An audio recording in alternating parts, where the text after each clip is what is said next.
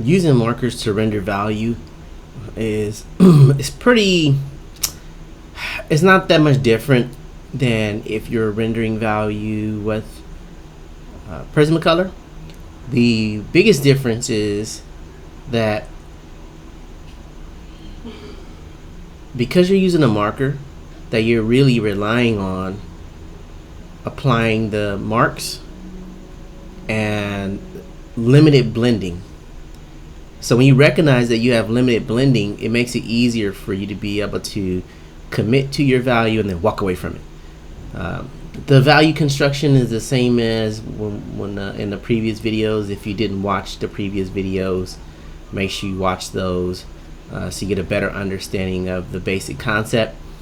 What I'm doing with this one is I started with the smallest technical pen that I have, which is 1, and I drew the spheres, and I cast the light with the lightest marker that I have, which is the 3, which is like a 30% gray.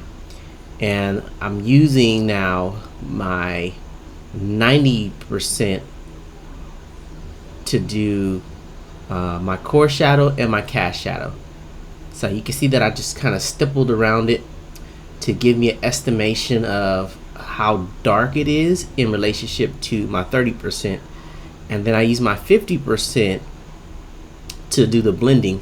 And I make sure that I have my tracing paper underneath there so that the value wouldn't bleed through, because again, it's super easy.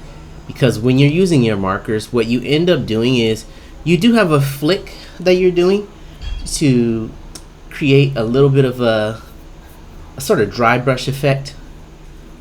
If you ever painted, if you load paint on your brush and then you use it enough that you can eventually get to the point where there's not as much of the paint on the brush anymore, and you get a little bit of a drag, and then you get a transition in value. So a similar thing is happening here. I did start stippling just because I